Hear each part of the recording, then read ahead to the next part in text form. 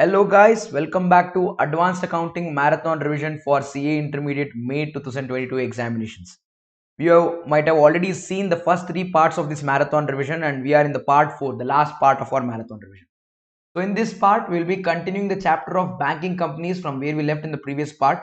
Very similar part, the next chapter NBFC. We're going to remember do's and don'ts in consolidation and then also do partnership accounting in this video. So without wasting much time, let's go ahead. But before I go ahead, I must tell you the greatest advantages of taking Unacademy CA Iconic program, which is a flagship model of Unacademy subscription, which gives way more added benefits than just a simple plus program. The simple plus program, you all know, you get to attend live interactive classes. The recorded classes backed up will be made available to you. Every fourth session will be doubt solving session. And then, like for one single subscription, you get multiple educators classes. So these are the advantages of Unacademy's plus subscription. We all know that. But taking it further ahead, in the Iconic program, you get advantages of one-to-one live mentoring and one-to-one doubt solving. You get evaluated test series available to you wherein you can check as to what exactly is the process of your journey towards the examination. Where are you going wrong? Where are you going right? Where are you losing your marks? It will be evaluated and then the feedback will be given to you as to what is the area which requires improvement. And the hard copy of the material will be definitely made available to you. And you also get sessions from industrial experts and you get to be part of NOR discussion channel for getting all your doubts solved. So take up your Unacademy Plus subscription and Iconic subscription today. Download the Unacademy application from Play Store. Iconic subscription comes at a cost of 30,000 for 6 months, 38,250 for 12 months and 62,000 for 24 months. If in case you use the code YESHASLIVE, which is YESHASLIVE, you get 10% off on the price that you see here on the screen. If you have anyone whom you know who's just ventured into the course of CA, who want to start pursuing from CA Foundation, you can recommend them to take up Iconic combo subscription, which includes CA Foundation as well as CA Intermediate, which enables them to access all the educators from CA Foundation to CA Intermediate. Yeah. So this comes at a cost of 66,000 for 24 months and 49,500 for 12 months. And on using the code YESHASLIVE, which is YESHASLIVE, you get 10% off on the price that you just saw on the screen. So what are you waiting for? Take up Unacademy subscription today and join us in the learning and let us help you in pursuing your dream of becoming a chartered accountant. Hello, let's get back to the topic of banking. Just checking if everything's intact. Yes, it is intact. We were discussing accounting for banking companies, and in that we have discussed how to categorize an asset or an advance as performing, non-performing, what provisions to make. Now, the other services provided by the banking other than giving advances is bills of exchange services. So with regard to this, the services that the banker gives is, if an account holder has a bill which has a future maturity date and it doesn't want to wait till the maturity date, he can get that bill to the banker, get it discounted, take the immediate cash, and banker will wait till the maturity date and then collect the money and then keep it to themselves. This service is what we call as financial service. In another way, if the account holder doesn't want to wait till the maturity date, like he'll wait for the money, but he doesn't want to keep the bill with him because he might lose the track of the bill, track of the date. He might not be aware to collect the money on the maturity date. In such case, he'll ask the bank for an operational service of keeping the bill till maturity date, collecting the money on maturity date and giving the money to the account holder on the maturity date. Such kind of operational service is what we call as bills for collection. This is quite different from the first one. In the financial service, the banker pays the discounted proceeds to the account holder instantly when the bill is discounted. Whereas in the operational services, banker will make the account holder wait till the maturity date. On the maturity date, when the banker collects the money from the account holder, that's when he gives the money back to the account holder. Do you get this? So that is operational service. And then the last one is guarantee services. Banker can give guarantee on behalf of the account holder to other financial institution which is ready to lend money to the banker. Such facility is called as guarantee services, acceptances, endorsements and other obligations. These names what you see here is not the names that you will find in the ICA material or anywhere. These names, no, I have given it. Like क्या चल रहा है आजकल? Fog चल रहा है. Like what's happening these days? Fog's happening. So fog is something that keeps happening in your CA intermediate advanced accounting paper. So I've kept it as FOG, FOG, financial services, operational services and guarantee services, to help you differentiate between each of the service that the banker gives and make you understand such services in detail so that the accounting becomes way too easy. What I've observed is majority of the students only mug up this process. What to do, how to do, how to do, how to do. They just mug up. They don't understand what is the reasoning and logic behind it. Once you get the reasoning and logic, you don't have to mug it up. You remember the logic, you remember the concept, you will be able to ace it in the exam. Chalo, let's start with the first one, discounting of bills. You might have read a part of this in your CA foundation wherein the accounting is done from the perspective of drawer and drawee. Here in this chapter, we'll see the accounting from the perspective of the banker. Yeah, let's get started. So it's a financial services. As I told you, banker gives the money instantly to the account holder, reducing his waiting time from the date of discounting to the maturity date. For this, the banker will deduct a portion of the money called as discounting charges.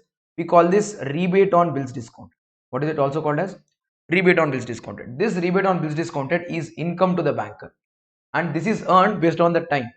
Now, if the bill is discounted today and the bill's maturity date is after 3 months, for the 3 months, whatever discount is charged and deducted by the banker is income over 3 months. If all of these 3 months fall in the same accounting period, entire income is recognized immediately. If any part of these 3 months fall in the subsequent period, such amounts recognition as income should be postponed to subsequent period. If you can crack this logic, this topic is done. Yeah, let us see.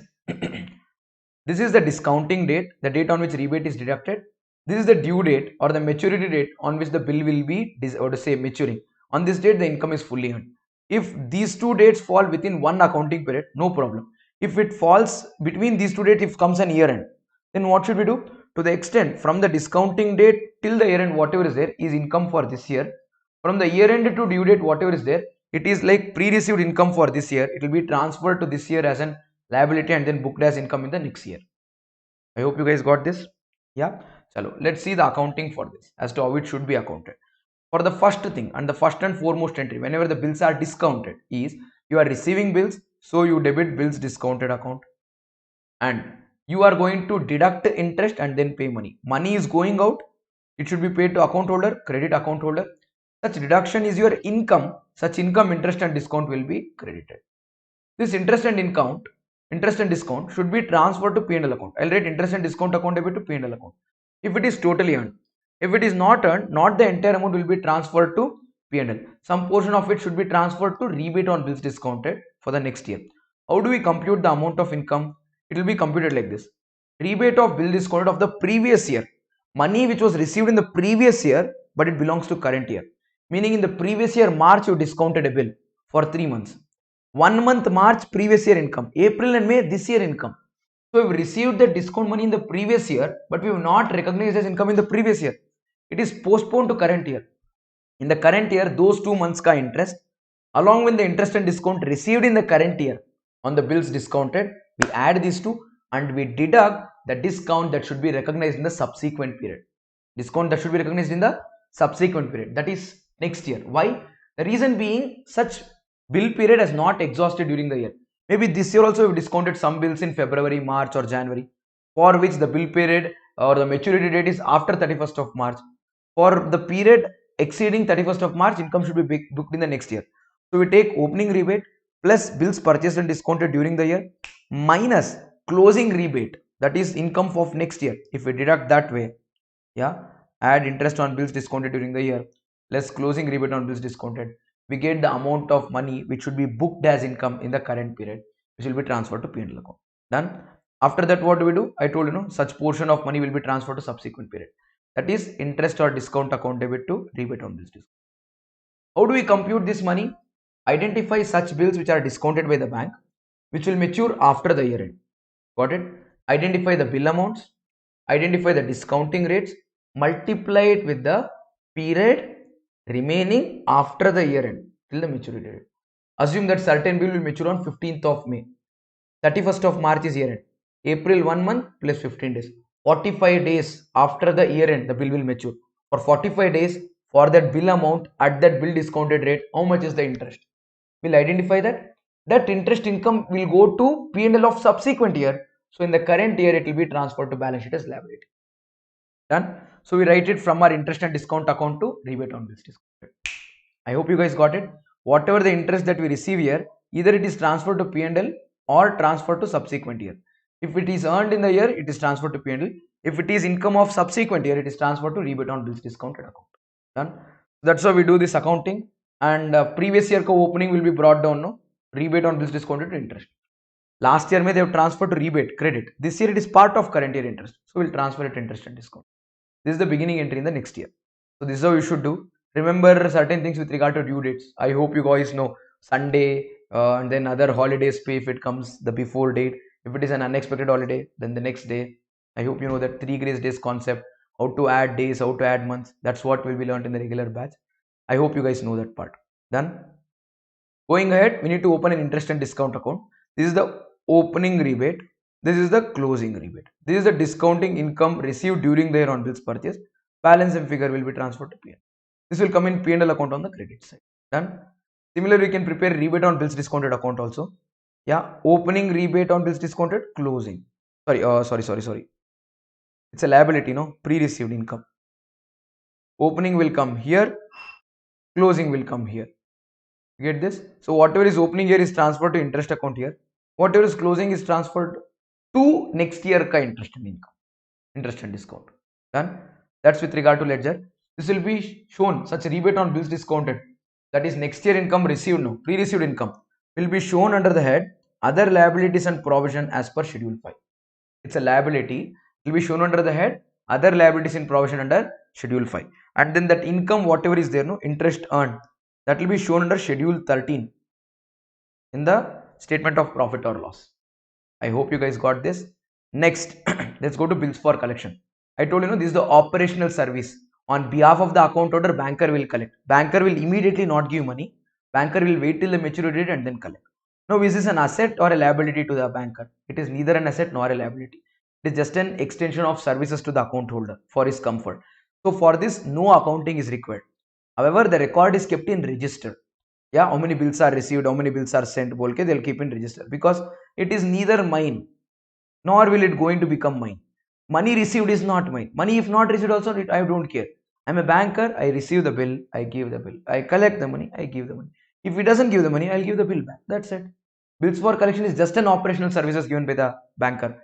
So frankly speaking, there is no accounting required, but a register will be maintained to know, right, which account holder has given how many bills have been sent for collection, how many have been honored, how many dishonored, how many returned. All this you'd have to know. You guys get that? That's the reason why we do this part. Yep, one moment.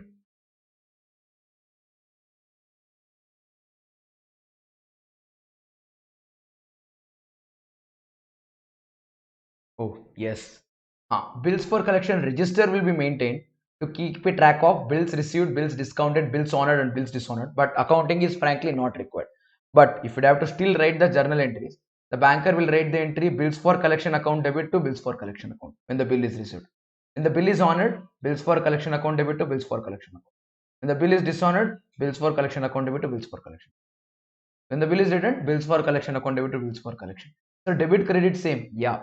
But when the bill is received, you will write bills for collection asset account debit to bills for collection liability account. On the maturity, whether honored or dishonored, your entry will be bills for collection liability account debit to bills for collection asset account. That's the only point of difference. Otherwise, it is the same. It is like just a dummy ledger, temporary account open, and it will be closed at the end of the time. And even if you see the ledger, bills for collection asset account, opening balance on the debit, closing balance on the credit. Bills received on the debit, bills honored, credit, bills dishonored, credit. Bills for collection liability will be opposite. In the bills for collection liability account, opening balance on the credit, closing balance on the debit. Let me show. Closing balance on the debit. Bills received during the year, credit. Bills honored, debit. Bills dishonored also debit. Same thing. There is no treatment. Opening, closing, increase, decrease, whether honored or dishonored. So it's just a replica ledger. So if you get questions on this and all in the exam, it's lottery. Lottery. Congratulations, brother. Congratulations. That's what you should hear in the background before you start solving the answer. Fantastic. Then financial statements preparation, mein, this is not part of your financial statements because I myself mentioned it to you, it is neither a ledger, it is neither an asset nor a liability. It's not to be recorded at all. But you still maintain the register and then maintain dummy temporary accounts. However, if you have to show it, you can show it by way of a note to deposits as per schedule. You can show it by way of a note disclosure part to note schedule 3 deposits ke niche you can show that. Done. P&L mein it will not come because it will not affect your profit and loss at all. It will not come anywhere.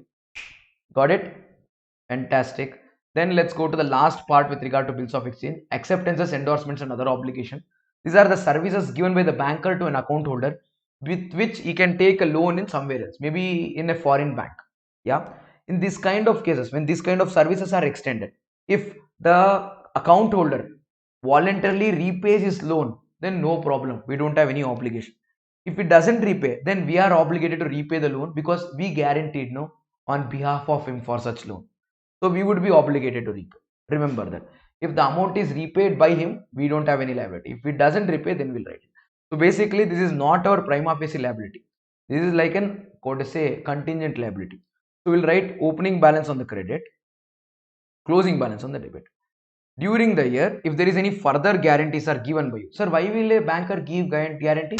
For commission. For a certain percentage of the amount guaranteed will be charged by the bank as commission. You get this? So any further guarantee is given, acceptance is taken, you will credit it. Yeah. If it is honored, you debit. If it is dishonored, also you will debit. If it is honored means that guy has paid and our liability has decreased. If he has not honored, we pay to reduce our liability. So either ways, decrease in the liability, debit, increase in the liability, credit. Opening balance on the credit, closing balance on the. I hope you understood this. Done. So that's how we account for acceptances, endorsements, and other obligation ledger. Where should this be disclosed? This is not an asset or a liability. It is like a contingent liability. What is it like? See this? Like a contingent liability. It is disclosed in the footnote. It will not come in balance sheet anyway. And it will not affect our profit and loss account either. I hope you guys have got it. Then let's go into the preparation of financial statements part. As per Banking Regulation Act 1949, the entire financial statements is divided into two parts: Form A balance sheet, Form B P&L account. Form A balance sheet has 12 schedules, Schedule 1 to Schedule 12. Form B P&L account has Schedule 13 to Schedule 16. This is what we need to prepare. 17 is annual report, 18 is significant accounting policies, and 19 is notes to accounts, which is not part of our syllabus. We'll only be preparing balance sheet and profit and loss statement. That is 1 to 16 schedules. Got it, guys? Fantastic. So third schedule of Banking Regulation Act tells this format. We start with liabilities, capital and liabilities. We'll write our capital, reserves and surplus, deposits taken by the bank which needs to be repaid, borrowings made by the bank which needs to be repaid, other liabilities and provisions. On the asset, we'll start with cash and bank balance with RBI. Then we'll write balance with other banks. Then we write our investments, advances, fixed assets and other assets. So this is the format. You guys would have to make yourself little familiar with the format because questions do come on the format of balance sheet. Questions do come on preparation of balance sheet format. Yeah, fantastic. Then contingent liabilities are disclosed in the footnote to balance sheet. After the totals have been taken in liability side as well as asset side of the balance sheet, we will write our contingent liability. Fantastic. Then the format of P&L. P&L may we write interest income, income earned and other income. Yeah, two incomes will be there. One is interest income to the bank. Any other income, any income other than interest income will be considered as other income. And in the expenses, we have interest expense because banker borrows money to lend it to somebody at higher rate. Banker would also pay interest. That will be interest expense. And then other than that, you'll have operating expenses. And if there is any other provisions created against non-performing assets, we create that percentages that has to come here in provisions and contingencies. And after that, net difference is profit, and 25% of this is mandatorily supposed to be transferred to reserve. Mandatory, not optional.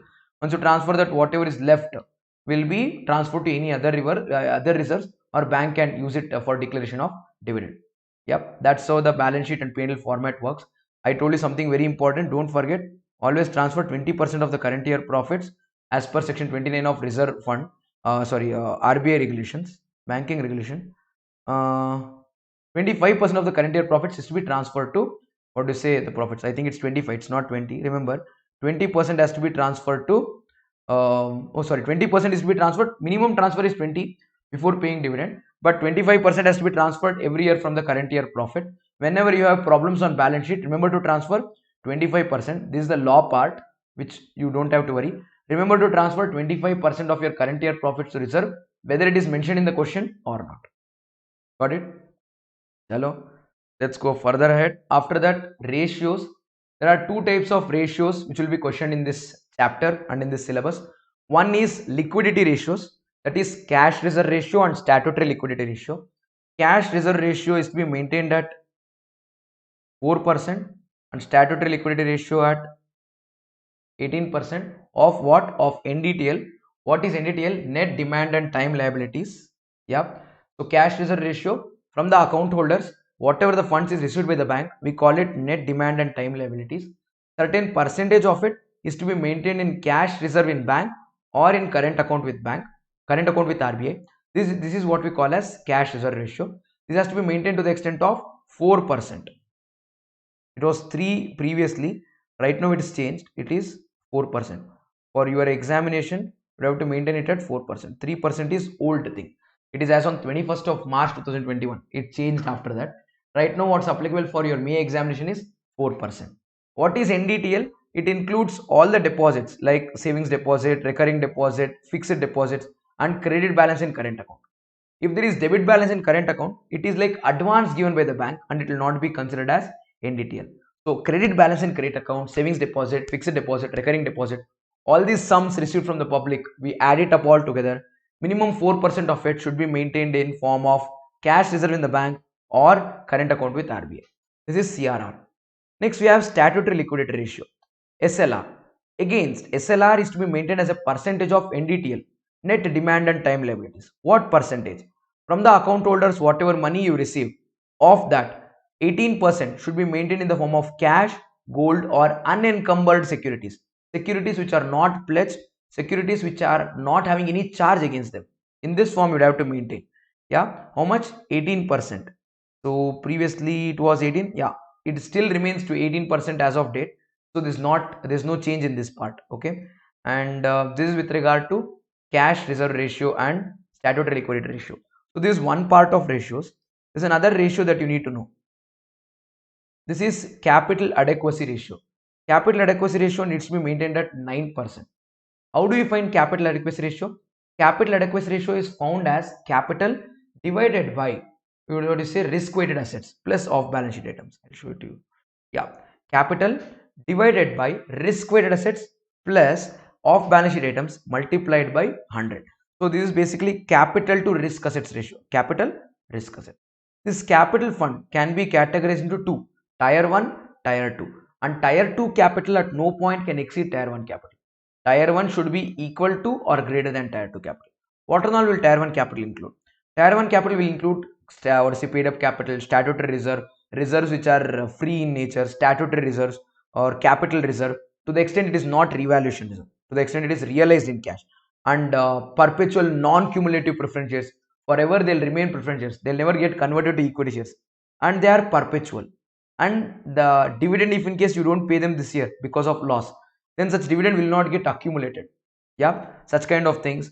And from this you will eliminate any investment made in subsidiary, and any intangible assets invested in you will eliminate. So you invest your I would say accumulated losses. You don't have to worry, do you have to learn this much and then find it so difficult? Like, it's so difficult, sir, to remember so much. No, usually in the exam you'll have paid up capital, you'll have statutory reserve, you have capital reserve will be there, and then accumulated losses. That's it. This is max you can expect. All of this won't be there. Okay, security premium might be there. This non-cumulative preference shares, equity invested in subsidiary, don't expect. Might not. It will not come in the exam. What is tier 2 capital? Whatever is eliminated here. Here in the capital reserve we told no revaluation reserve is not included. Such revaluation reserve is included here after eliminating 55% of it. Only 45% of the revaluation reserve will be taken here. All the disclosed reserves will be taken here. If there is any undisclosed reserve, that will be taken here, which will definitely not find anywhere in the questions. And this general provision and loss reserve of 1.25% of risk weighted assets. Once we identify risk weighted assets, on that we'll identify 1.25% and then write here. This hybrid debt instrument, subordinated debt, investment reserve account, this will not find anywhere in the question. Yeah, but however, be familiar with the format. This is how we identify our tier 2 capital. Once we get tier 1 capital plus tier 2 capital, we are done with our numerator here, capital fund. Then we'll get risk weighted assets, which is denominator mein first part. Risk weighted assets mein, for all the assets they've given risk rates. For example, if it involves central government or RBI, 0%. If it involves other banks, 20%. If it involves anything else, 100%. If it is infrastructure, reserve, real estate, then 150%. See, cash, balance with RBI, investment in government securities, loans and advances for guaranteed by government, 0%, zero risk.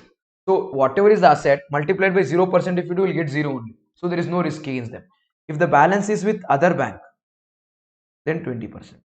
If anything other than that, investments, furniture, equipment, land, building, for everything 100%. Then finally, if it is non-funded but related to real estate, then it is risky.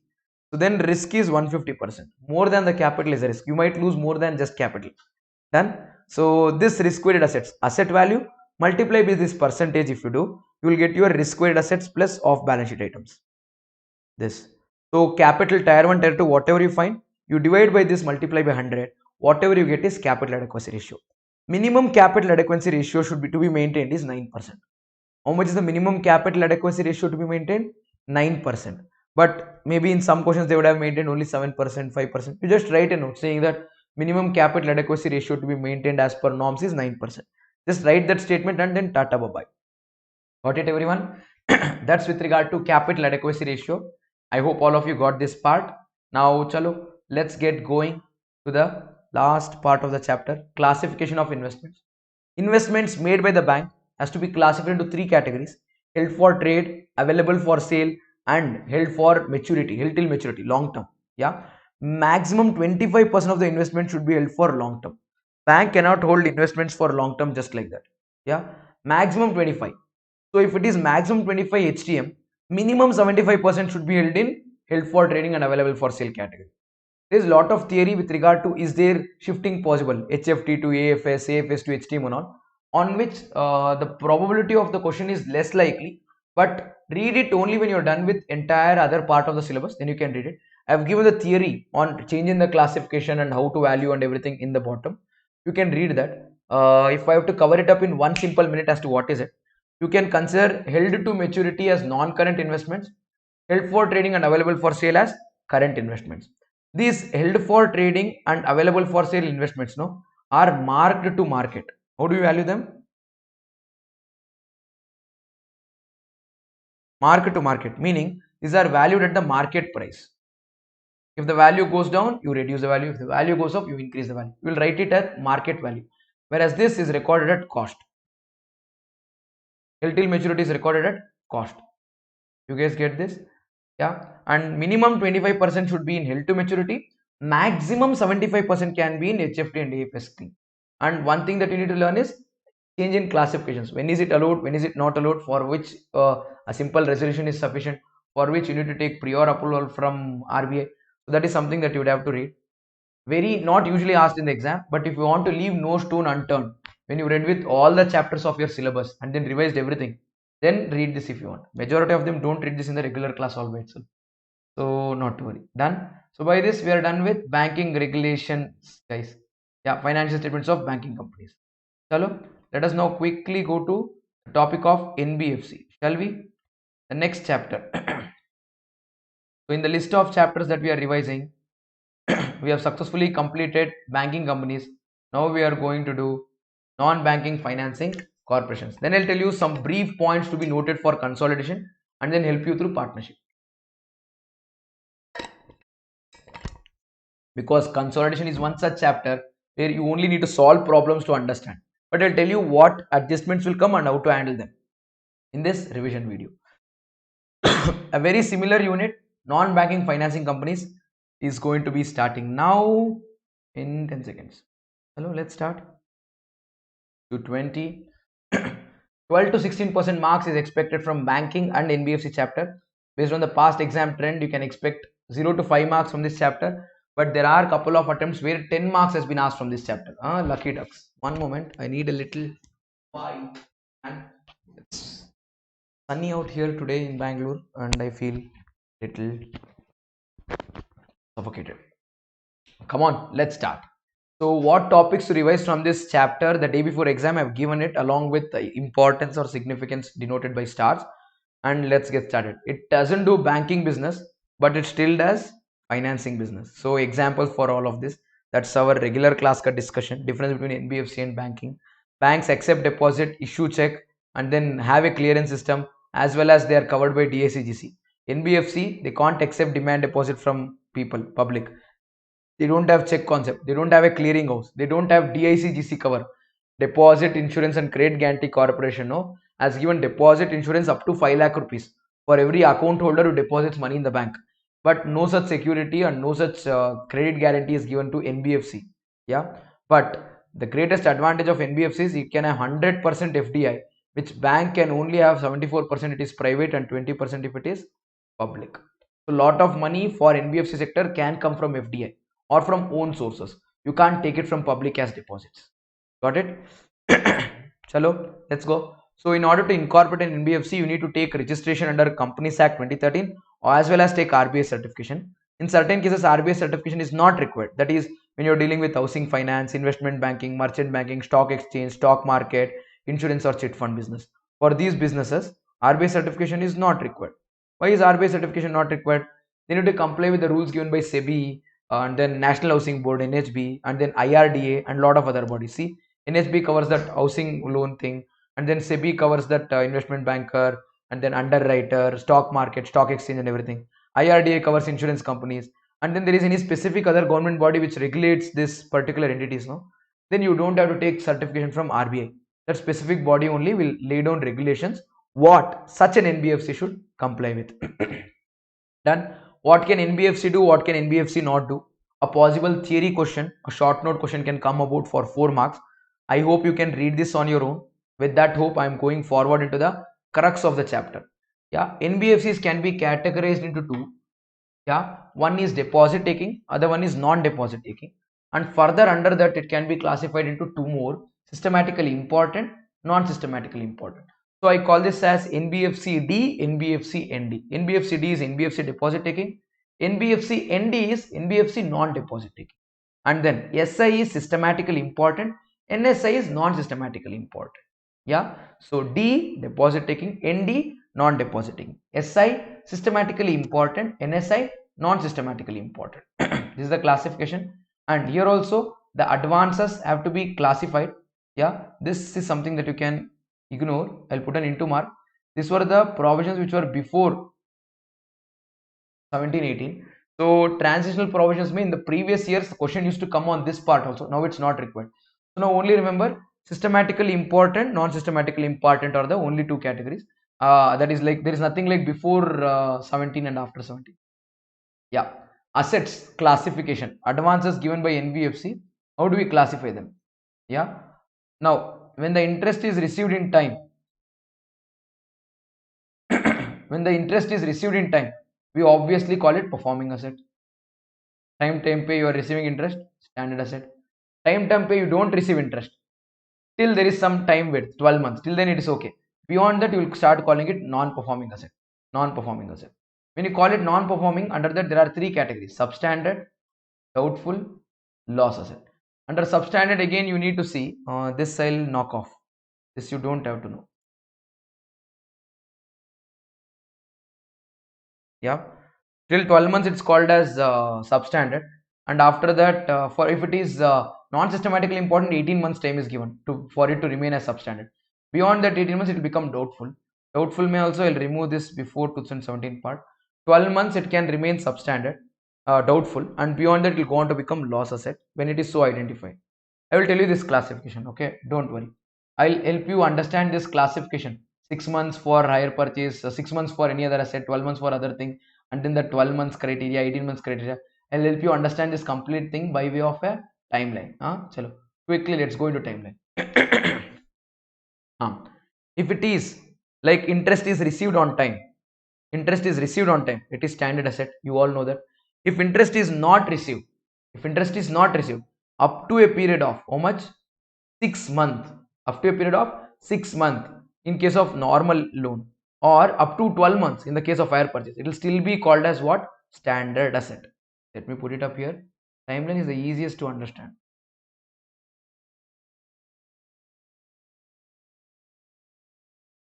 It is standard asset. When is it called a standard asset? When interest is received or interest is outstanding for not longer than 6 months in the case of any normal advance.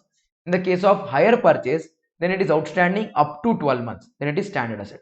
Then if it is not, if it is outstanding for a period longer than 6 or 12 months, then what do we do? Then for the next 12 months in the case of systematically important, and for 18 months in the case of non-systematically important. It will be called as substandard asset. What will it be called as?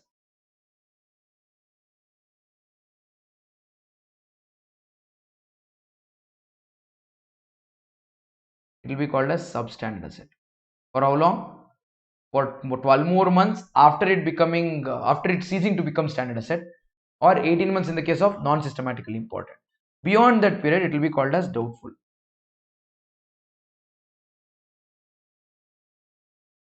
I hope you know the doubtful classification up to 1, 1 to 3, greater than 3. That remains the same. These substandard assets and doubtful assets together are called as loss assets. And after a point of time, either the government by way of a notification, or the auditor of the NBFC, or the management of the NBFC all by themselves, they can classify a doubtful asset to loss asset, against which no money is expected to be received. Let me quickly help you. If interest is received on time, standard asset. If interest is not received, but the period for which interest is not received is up to 6 months, standard. In the case of hire purchase, interest not received up to 12 months, standard. Beyond 6 or 12 months, it will become substandard. For how long? For another 12 months if it is systematically important, for 18 months if it is non-systematically important. Beyond that, it becomes doubtful asset. From doubtful asset, it will go down to become your loss asset when the auditor or the NBFC management or government by way of a notification asks them to recognize it as a loss asset. Got it? Hello, quickly let's see. When will it become NPA? When is NPA loss asset? When NBFC itself or the internal auditor or the RBI tells that no, this against this you won't receive money, write it off as loss asset. That's when we treat it as loss asset. Got it, guys? Let's see the percentages of provision. Before that, income recognition, as we did in our banking, exact same thing. For performing assets, we recognize the income whenever it is received and even when it is not received. Why? It is performing. We go by accrual basis. What basis do we go by? Accrual basis. Entire interest will be recognized as income whether received or not. However, for non-performing asset, we recognize the income on cash basis, meaning we will record the income only and only when it is received. If the income is not received, it will not be recognized as income. We'll go by cash basis. You receive, write income. You don't receive, don't write income. Got it, everyone? Fantastic. Then let's see the provisioning percentages. For performing assets, you can ignore this before 2017 part. For performing assets, provision is to be maintained at 0.4% if it is systematically important. If it is not systematically important, then 0.25%. If an NBFC is systematically important, 0.4% provision. If an NBFC is non-systematically important, then 0.25% provision. This is for performing assets.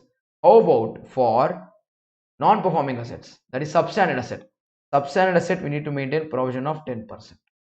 Substandard asset, we need to maintain provision of 10%.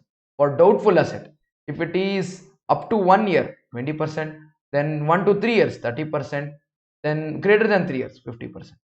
For unsecured portion, 100% provision. For unsecured portion, 100% provision. And for loss asset, if there is any, again we need to maintain 100% provision. You get this? So 20, 30, 50. 20, 30, 50. 100% if it is unsecured, 100% if it is loss asset.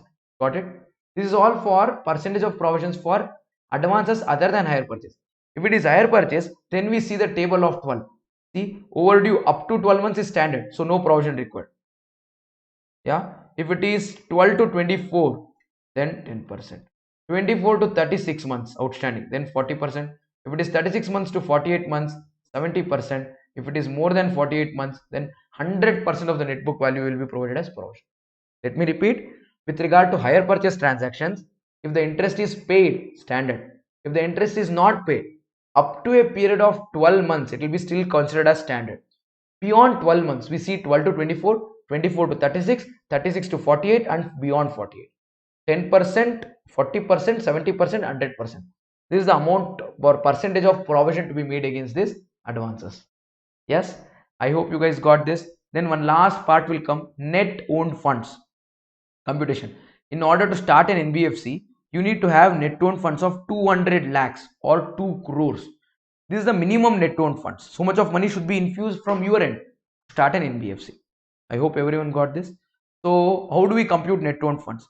Net owned funds is computed as owned funds minus investment that is made in subsidiary or any group company or another NBFC. Because if I infuse money as funds, capital, and I give it to another NBFC, then what happens? I am trying to portray that my net owned funds is more, but it's actually not lent out to earn money only. I've invested it to another NBFC. So isn't it like fooling the 200 lakh condition? Like I want 200 lakh as net owned funds, but I have only 100 lakhs, means 1 crore. I can't be called an NBFC. So what do?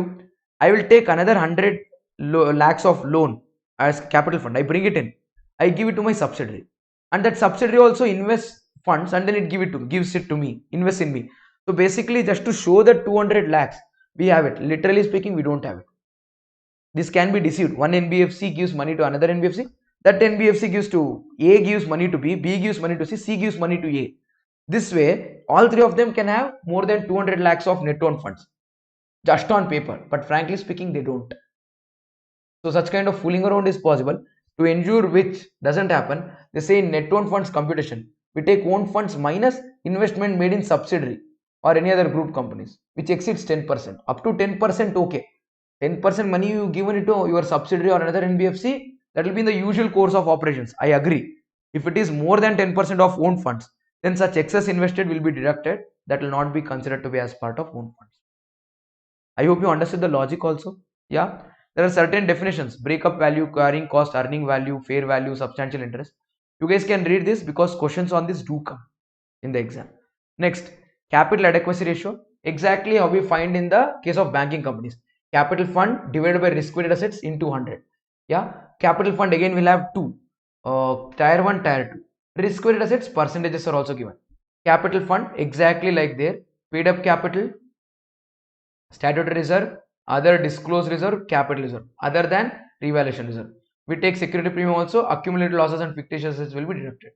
Tier 2 capital will have this preference share other than those which are in tier 1, which are like cumulative preference shares or redeemable preference shares will come.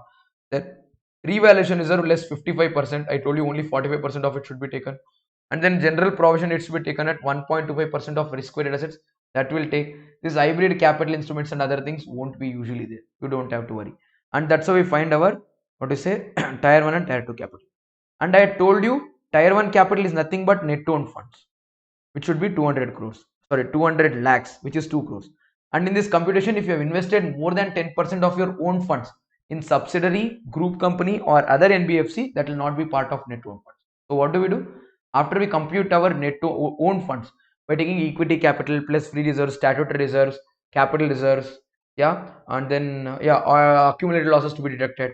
Once we arrive at this, whatever own funds is there, no, yeah, on this, no, minimum only maximum 10% of it can be invested in another NBFC. If you have invested more than 10, then the such amount will get deducted, and that's how we arrive at our capital or net owned funds. I hope you guys got this.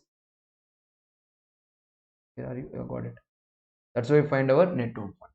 Yeah, we add capital funds tier 1 plus tier 2. That's how we arrive at the total divided by risk weighted assets multiplied by 100.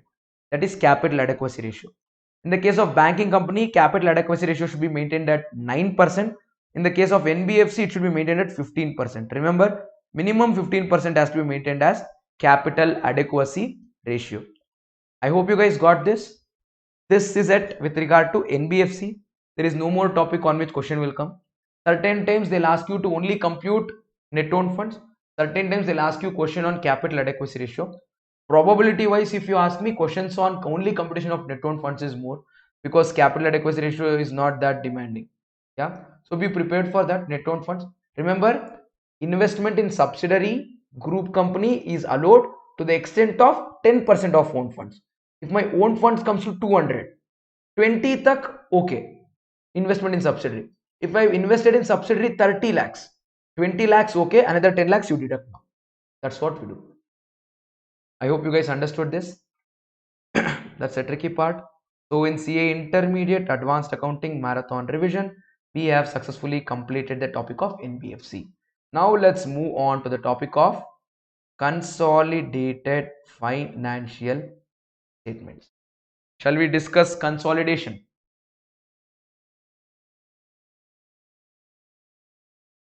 Yes, I took a short break of a minute because I wanted to fill my water bottle. I'm ready. I'm back. Chalo, let's start with consolidated financial statements. Shall we, guys?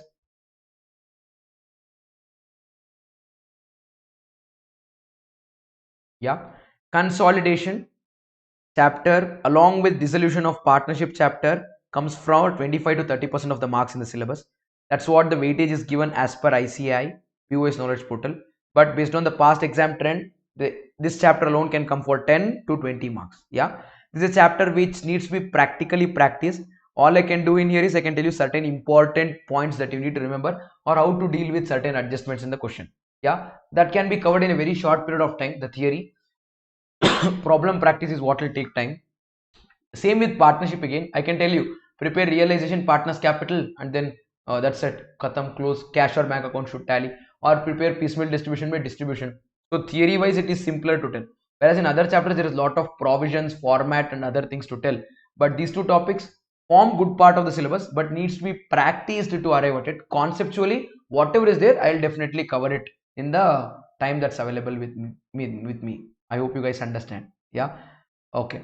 So holding company is a company which has more than 50% stake in the subsidiary or which controls the composition of the subsidiary.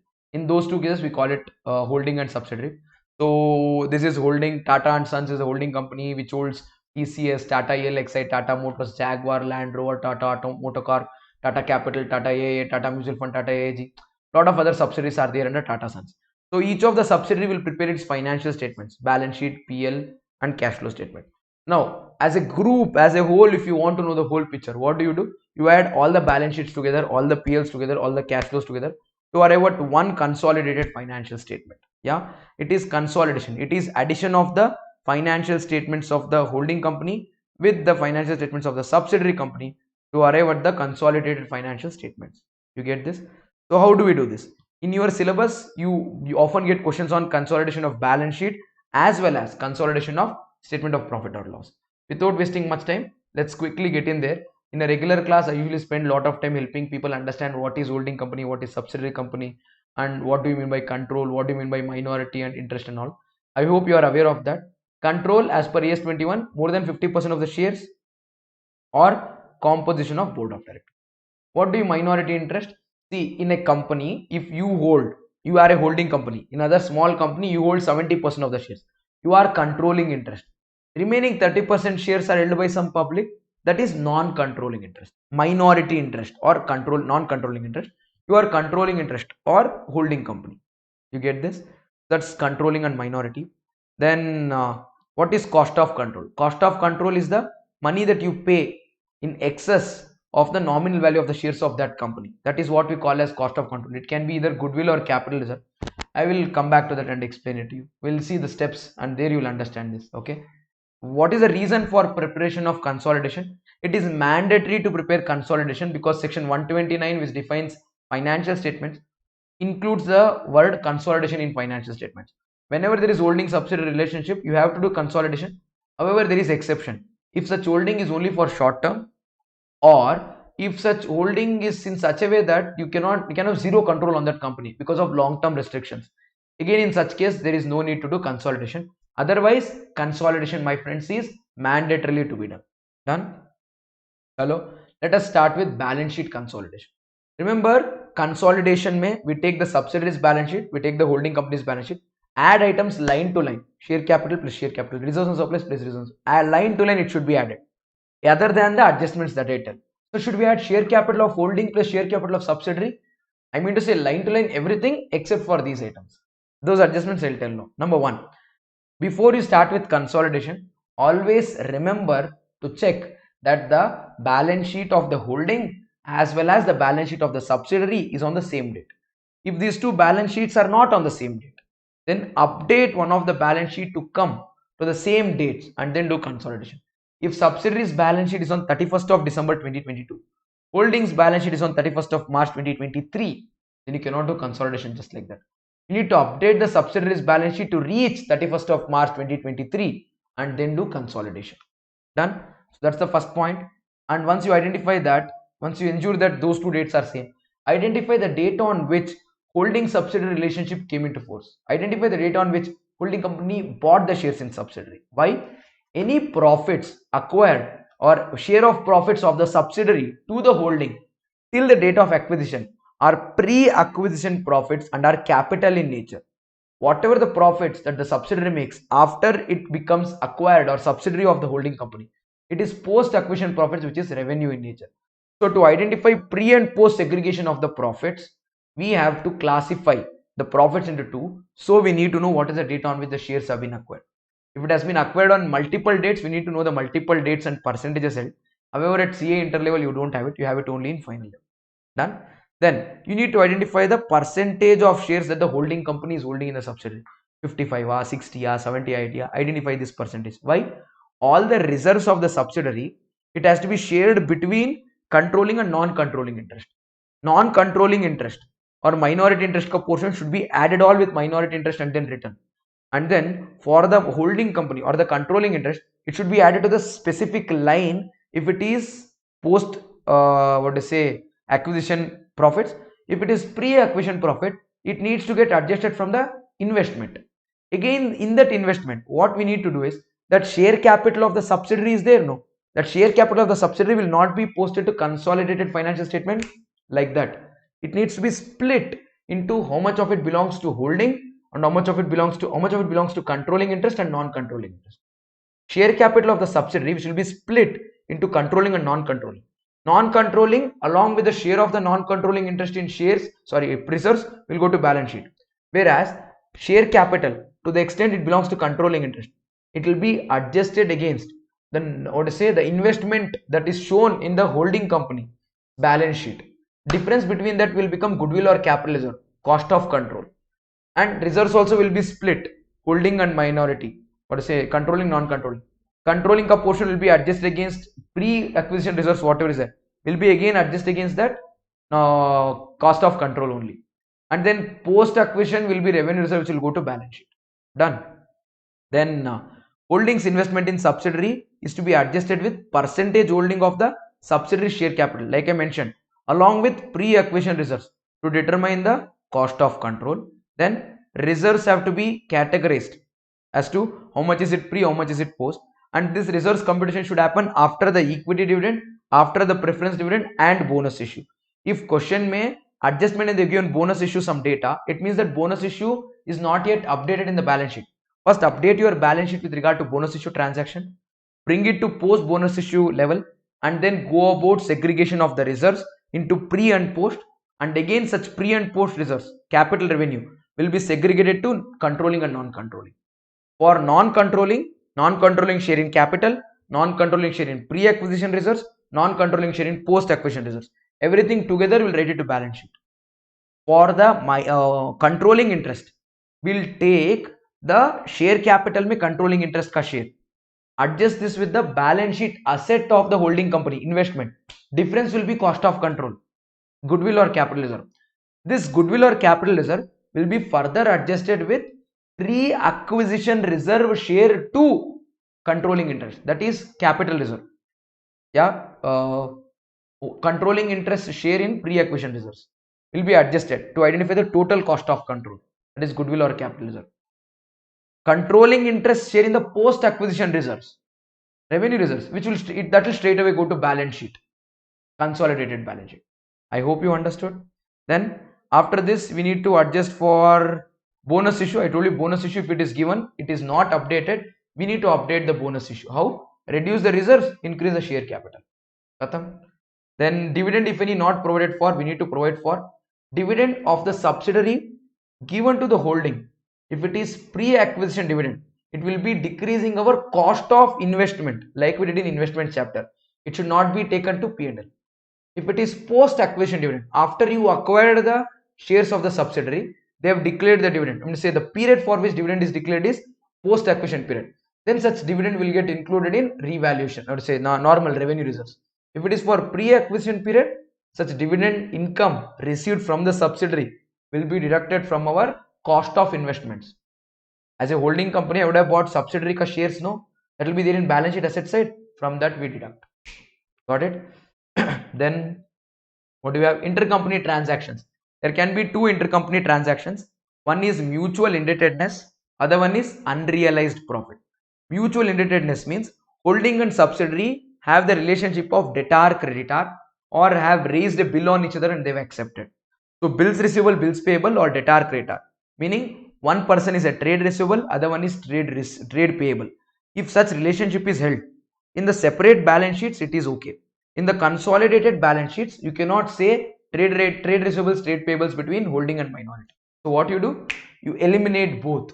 In the consolidated balance sheet, you eliminate the such amount, whichever is the lesser amount is there, no, sorry, such mutual indebtedness amount. You deduct such amount from trade receivables as well as trade payables. Same happens with regard to unrealized profit. If there is any inventory which is sold by holding to subsidiary and subsidiary has not sold it to outsider, such amount of stock which remains in the book of subsidiary will include profit which is booked by the holding. If holding and subsidiary are two different entities, holding is right in booking such profit. Subsidiary is okay to write that value, write that stock at a value higher than the cost to holding because they are two different entities. However, on consolidated balance sheet, when holding and subsidiary are no more different, you can't write that stock at such increased price. You should decrease the value of such stock. When you decrease the value of such stock in the consolidated balance sheet, asset is decreasing. Where should you decrease the income? To decrease such income from the reserves and surplus of the holding company, because this is downstream. Holding has sold the goods to subsidiary. Holding has booked profit, subsidiary ka stock has increased.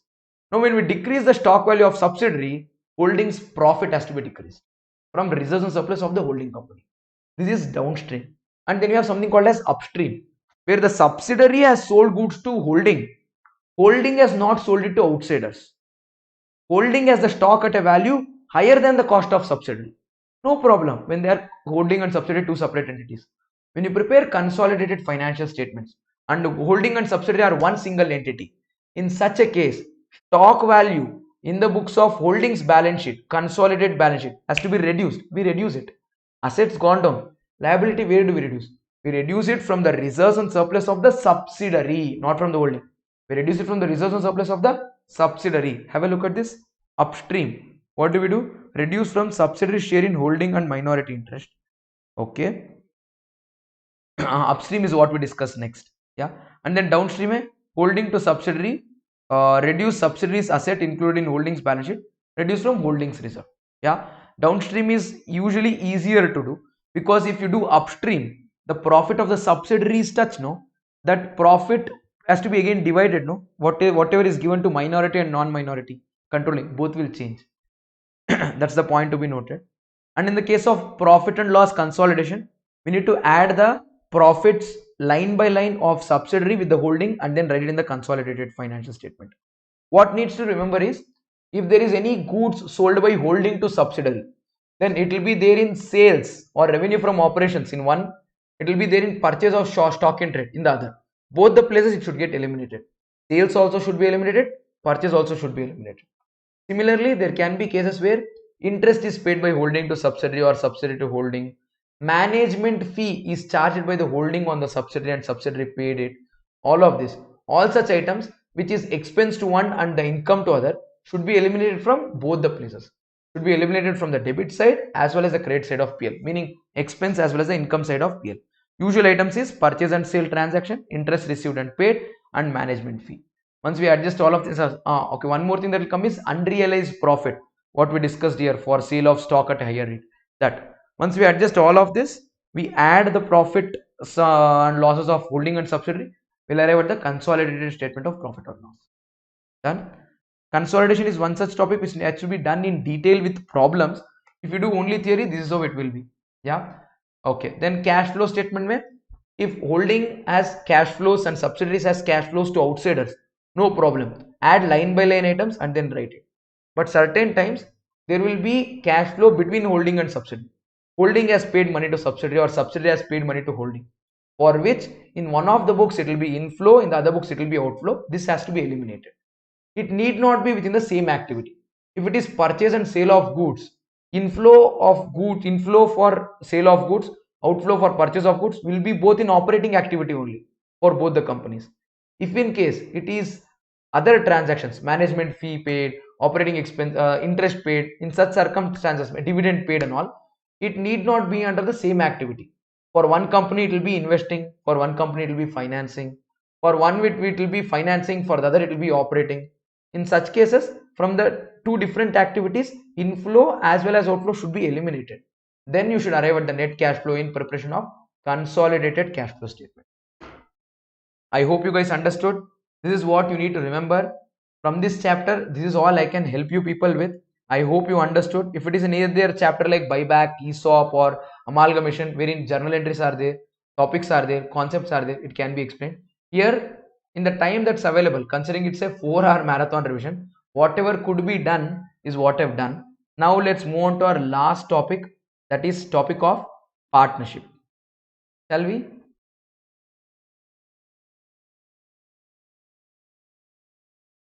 Welcome back, guys. Let's now discuss our chapter of partnership accounting. I'm exceeding 1 hour limit. I do understand, but I'm sorry, I'm helpless. I planned it very prudently, but still, you understand, right? In fact, when I announced that for advanced accounting, all concept revision in 4 hours, people were like, "Sir, are you going to discuss the index or are you going to discuss the topic?" You went on like, "Ada syllabus only you can do." But I've taken up, we've done good amount of it, but let's try and take another 15-20 minutes and then do this partnership part. I hope you're all okay with the same. Hello, let's get started. So what we have with us right now is partnership, which along with consolidation can come up to 25 to 30%. So previously this topic was in group 1. From November 20 is when it got shifted to group 2. When it was in group 1, it had 20 marks consecutively coming up in the examination. When it got shifted to group 2, we have 15 marks coming up on this chapter. Yeah. So it has two parts. First part is with regard to accounting, that is preparation of realization account, partners capital account, cash or bank account and other ledgers, and then closing. Second part is piecemeal distribution. Yeah. Let's understand both of it. Yeah. Dissolution or winding up is the name of the topic that we're going to discuss now. So what is the reason for dissolution or winding up? The term is over, partners have mutually agreed, or death of a partner or insolvency of partners. Yeah, this is all theory part. Let's go a little forward. So I usually discuss as to firm will be dissolved when these things happen, when partner goes unsound mind. So it's a regular batch material. Yeah. So in the case of dissolution, what happens? The company will sell all of its assets, repay all the liabilities, and then pay money to the partners. This is at the end. And when the money is repaid to partners, sometimes you might end up paying more to partners, sometimes you might end up paying less to partners. That is what we call as surplus or deficiency. I hope you understood till here. Getting, guys? Hello, let's go forward. So in the case of dissolution, what are the accounting entries that needs to be passed? This is done with an approach called as realization approach. Yeah, similar to what we've discussed in partnership accounting. Yeah, we need to close all the assets by transferring them to realization account, wherein our entry will be realization account debit to individual asset accounts. Then we need not transfer cash or bank account. Cash or bank account is not sold. In amalgamation, we used to tell cash or bank should be transferred if it is taken over. Yeah, if it is retained when you have to pay the liabilities. But here that's not the case. Cash or bank will not be transferred, and bank overdraft will not be transferred to realization again. There, bank overdraft will be transferred. We've transferred it in certain questions. Here it wouldn't be the case. Done. And then asset should be transferred at gross figures. If there is any provision, no, write the provision as a liability on the debit side of realization account. Write the asset on the credit side. Now, if there is debtors 1 lakh, 10,000 provision. Credit side of realization account, write debtors 1 lakh. Debit side of realization, write provision 10,000. Don't club them. Got it? Fantastic. And liabilities also should be transferred after that. Exactly same what we do in amalgamation chapter by realization approach. Yeah. Liabilities will have credit balance, so we debit them to close. Debit all the liabilities, give credit to realization account. Then when certain assets are sold, you will write bank account debit. You will not write to asset account, because asset is no longer in existence. Asset ledger is closed by transfer to realization. So we'll write the entry as bank account debit to realization account. And on settlement of liability, if we pay money, we will write the entry as realization account debit to bank account. Done. If any of the partner takes over the asset, we would not receive money, but we would deduct the money that is supposed to be paid to him towards his capital. So we'll write partner's capital to realization. And if the liability is taken over by the partner, we have to pay the partner because he has paid the liability on behalf of the firm. So amount payable to partner will increase. So we credit the partner's capital account and debit the realization account. That is the entry here. Yeah. When assets are taken over by creditors, there will be no entry. Yeah, this was there in one of the exams. A lot of the students had written entry. When assets are taken over by liabilities, see, assets accounts are not there. It is closed by transfer to realization. Liabilities account is also not there. That is also closed by transfer to realization account. If in case you do write entry for this, it will become realization to realization. So when any liability holder takes over any of the asset, there will be no entry for the same. Sir, liability is 10,000. He took asset worth 12,000. Still no entry. Sir, liability is 10,000. He took the asset of 6,000. Still no entry. Why? Asset is posted at 10. Liability is posted at 6. 4,000 realization profit or loss will come as balancing figure in realization account. You don't have to account for it separately. Did you get this? Next, if there is any unrecorded liability which is paid, you need to write realization account debit to bank. If there is any unrecorded asset which is sold, we'll write bank account debit to realization account. Done. Then one of the partner agrees to discharge a liability. This we've discussed. If realization expense is paid, realization expense to cash or bank. If we don't pay and any partner pays, we'll credit it to partner's capital account. Later on closure of realization account, if there is profit, we'll transfer such profit to partner's capital account. Their capitals will increase. So we credit partner's capital account and debit realization. If in case there is loss, their capital will decrease. So we'll debit partner's capital account and credit realization account. After we transfer this, then we'll finally close our partner's current account, transfer it to partner's capital account. If it has credit balance, we'll debit partner's current account and credit partner's capital account. If current account has debit balance, then we'll credit the current account of the partner and debit his capital account. Ultimately, close that current account, transfer to partner's capital account. If there is any reserves, accumulated losses, any of these, which is previously not transferred to realization, should all be transferred to partner's capital account. Balance that is left in cash with you will be equal to the amount payable to partner. Pay such money to partner, settle their account. This is a happy-go-lucky case. Yeah. Similar questions you might have done in your 11 and 12 also. Yeah. But the beauty comes when one of the partner is insolvent, meaning one of the partner doesn't have the money to pay. Yeah. Who is an insolvent partner? Insolvent partner definition goes like this. If a partner has a credit balance in his capital account, but personal assets are not sufficient to pay personal liabilities, we don't care. We don't care. He will be called an insolvent partner when in the firm also his capital is negative and personally his assets are not sufficient to pay liabilities. Then he is insolvent. Sir, can you come again? I am a partner in a firm. My capital is positive in the firm, but my personal assets are not sufficient to pay personal liabilities. Am I an insolvent partner? No. I am an insolvent partner when my capital in the firm has gone negative and I don't have sufficient personal assets after paying my personal liabilities to bring in money to the firm. That's when I am insolvent. Who is a solvent partner? Solvent partner is a rich guy. Yeah, who has credit balance in capital account. If you have credit balance, then no problem. Or you have debit balance. If not every partner with debit balance is insolvent. You have debit balance in capital account, but you can bring in sufficient cash, or you will bring in sufficient cash to make that capital good. Then again, my friend, you are not an insolvent partner. Yeah. So insolvent partner has to fulfill two conditions. Number one, his capital should be negative in the firm. Number two, he should not have personal money to bring into the firm to make his capital good. Got it? I hope you all understood. Fantastic. Let's go to the next part. Insolvency may three cases. Number one, all the partners are solvent. That is happy case. Case 3, all the partners are insolvent. This is like curve in the nobody has money. This is also easy. Why? Nobody has money. We will not pay liabilities. But the interesting case is case 2. Some partners are solvent, some partners are insolvent. This is where your Garner versus Murray will come. What will come here?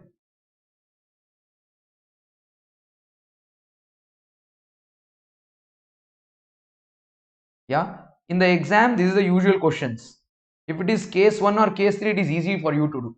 Case 2 may we would have to do Garner versus Murray. Yeah. That's a case law back really long ago in England. So I put the story of that case law also. You don't have to read today because your exam is tomorrow. But sometime when you have time after exam, you can read the story of Garner versus Murray.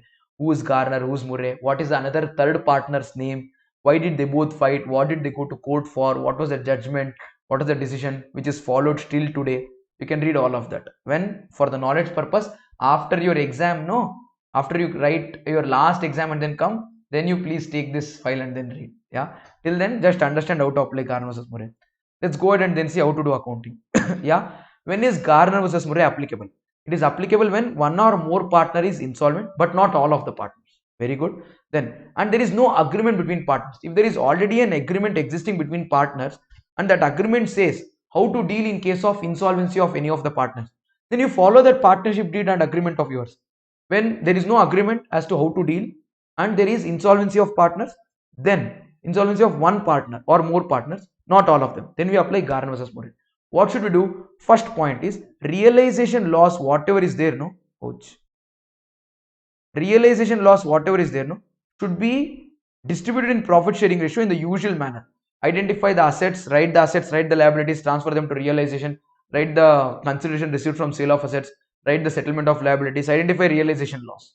Yeah, this realization loss, share it to all the partners in profit sharing ratio. Solvent partner, insolvent partner, everyone normally. Then all the partners will bring their realization loss in cash. Their share of realization loss, whatever is there, they'll bring so much loss in cash. The insolvent partner doesn't have. How much ever he has, he will bring. If it doesn't bring, okay. How much ever everyone has, will bring in. All the partners will bring in what? Their share of realization loss in cash. See this? Solvent partners. Basically, insolvent partner cannot bring, no. To the extent he is solvent, he will also bring. Solvent partner should bring in cash to make the good the loss of realization. So much cash should be brought in. Literally, they'll bring in. To write cash account debit to partner's capital account. Got it? Done. Then you will identify the final debit balance in the insolvent partner. You will identify how much is the money that he doesn't have.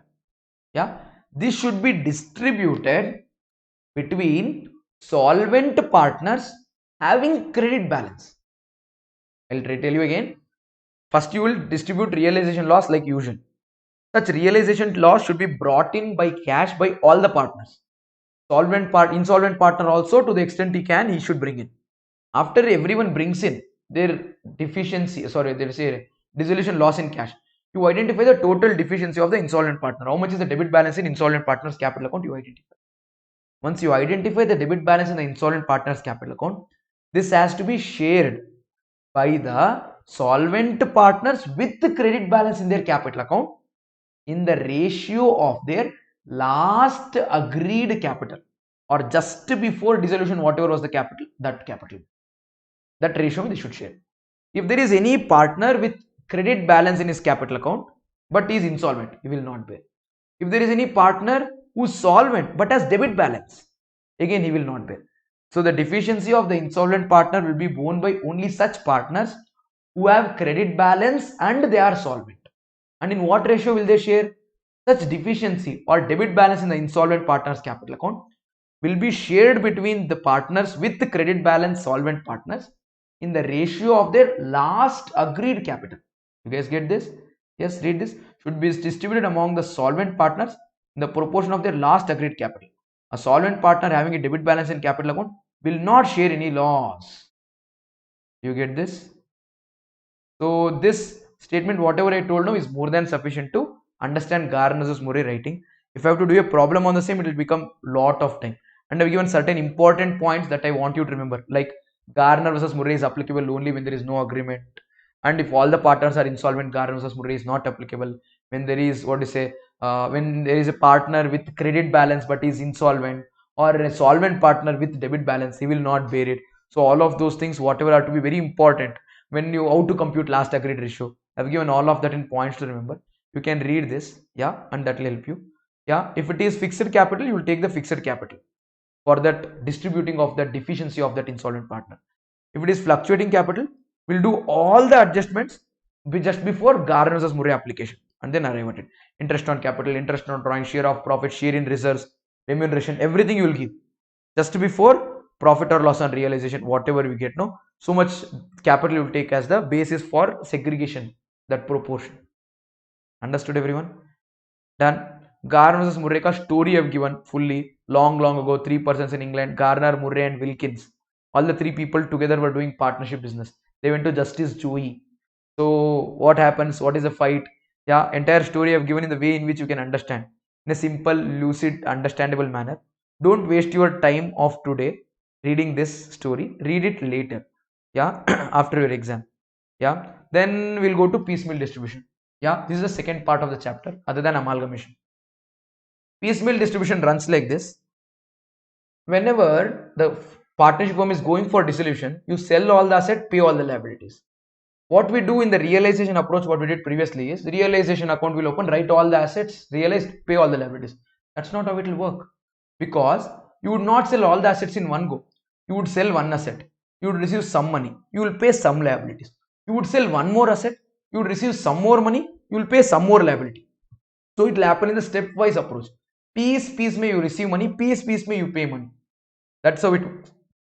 At the end of the entire sale of assets and settlement of liabilities, we can open realization account. But in the process of selling the assets and settling the liabilities, we prepare one statement which shows how much money is received and to whom and all are we paying it. That preparation of statement, which covers piece may receipt and piece may payment, is piecemeal distribution. I hope you understand. This is the practical one.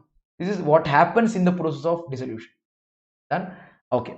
Piecemeal distribution can be prepared under two methods: maximum loss method and highest relative surplus capital method, HRCM. People see it as two different methods. I will say it is only one method. It is only one method. The perspective with which you see this is different, but it is only one. Sir, what are you saying, sir? We did two different. No. It is two different problems. The approach is same. The same problem, if you prepare from HRCM and maximum loss, the answer will be same. Sir, can you justify? Definitely. In a partner's capital account, you have amount payable to partner, realization loss and amount paid. 10,000 rupees is the amount payable to partner. 2,000 is loss, which the firm doesn't have. 8,000 is amount paid. 10,000 credit side amount payable, 2,000 amount realization loss, 8,000 amount paid to partner. 10, 200. Understood? No. This is an imaginary ledger.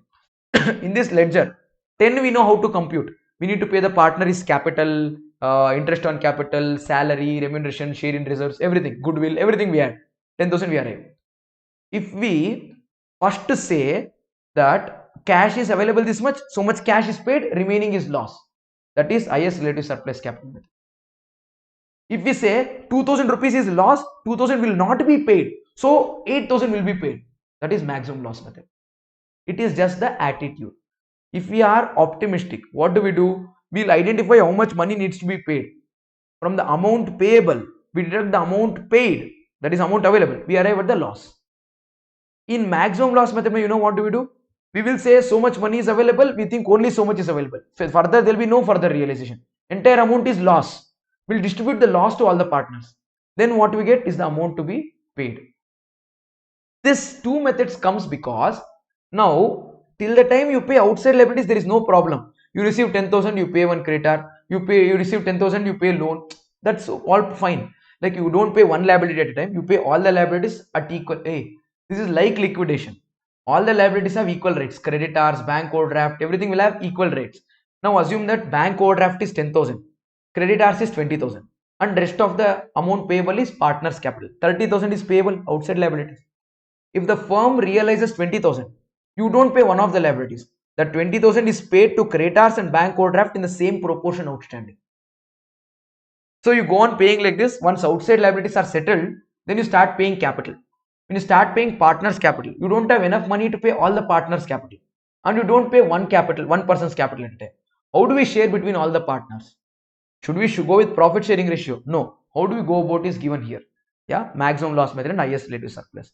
Amount totally payable to partners. From that we deduct the amount available in this particular realization. Difference will be loss. That loss you share it to all the partners. What you get is amount that they'll receive. Maximum loss.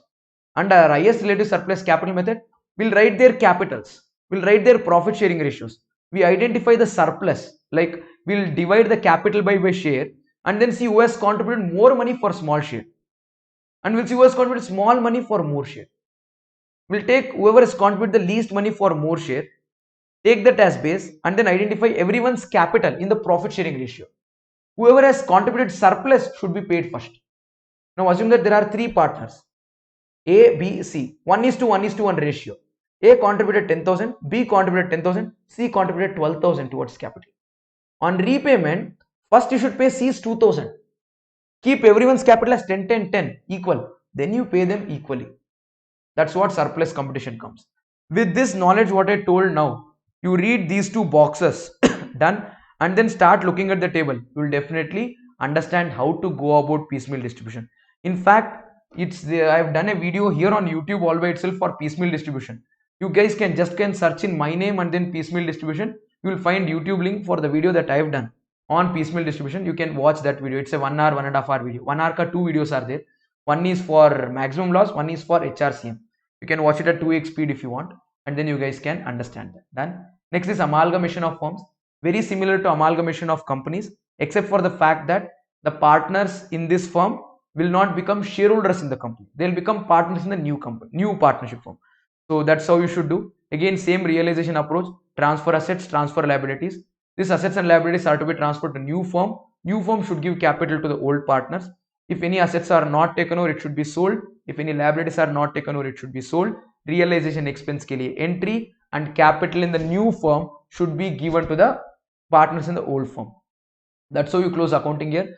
In the new firm, you'll write entry for assets acquired debit to old firm, liabilities acquired debit to old firm, and then partners capital will be credited, and then that's it. It's a very simple thing, but the reason why there can't be much stress on this is you might have already solved problems and then seen it. Every question has different kind of an expectation when it comes to amalgamation of firms.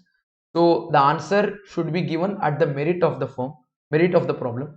So you have to practice this chapter down, but I've given you some journal entries what you can read through. And in the case of conversion of partnership to company, in the new private limited company that's getting incorporated, the old companies, old partnership firms, partners will get shares. So this will be like half like amalgamation of firms, half like amalgamation of companies. Yeah. So transferee company accounting will be like that of company. We'll write business purchase account debit to liquidators of that firm. We'll write asset account debit to liability to business purchase, liquidators to share capital to debentures and all you'll write. So you do it that way in the books of private limited company. In the books of the partnership firm, it will be same realization approach. However, first you transfer assets to realization, then you transfer liabilities to realization, and then that realization balance will be transferred to private limited company. Assets not taken over sold, liabilities not taken over settled, and from that private limited company, liquidators of this firm will receive shares, debentures, cash, which will be given to the what do you say, our partners. Settlement of partners capital in the last entry will be by way of equity shares, preference shares, and debentures. And that, my friends, is something that you guys should read. I put across the journal entries for the same, very small portion. I hope you guys would have been happy with this. Yes, I did rush with the topics of consolidation and partnership, but these two are such kind of topics where unless you do problem, no, conceptually how much ever you tell, it will be more or less like this one. So as I promised to you people, it's little more than 4 hours. I think I'll say I've taken 4 hours 20 minutes, pakka 420. Yeah, but I have wholesomely covered all the topics of your module 1, module 2 and module 3 of CA Intermediate Advanced Accounting, other than the topics of accounting standards. I hope it was helpful to you people. I really will include you people in my prayers tomorrow in the morning for you people to have a very nice question paper, and then for you to remember all the answers, and then for you to do really well in the examination tomorrow. I really hope that you will deserve all your desires, come out with flying marks, and seek my help for your articleship, and then get into articleship, go on to write CA final, and then become fellow chartered accountants, and then let's all become one big family. Yeah, members of ICI very soon. Hoping to welcome you all to the profession very soon. Do really well. Remember, you put in a lot of hard work in the last few months. All that will not go to vain, because one statement that pushed me throughout my student life and what I truly remember even today in my professional career is hard work never fails. Wherever you put in efforts, no, that will definitely bloom to become a beautiful flower. You will see that flower. It takes time sometime, but more time it takes, more beautiful the flower will come out. But the flower will definitely come out. Yeah, remember that, guys. Thank you for spending the last 4 hour 20 minutes with me, and please do drop in the comments as to how did you like this session, and suggest it and recommend it to your friends also. And then if you have any doubts, you can always get in touch with me. My name is CA Rajavardhan. You can find me very easily, not too difficult. Or people do call me accounts man. Yeah, that's the student given name which I've continued to use so far. That's it, guys. Remember, life is not a battle to be struggling, it's a game to be enjoyed. Till the time you guys are learning something new or having fun, it's all good. The day you guys either stop learning something new or stop having fun, trust me, you might start struggling because you might be in a battle.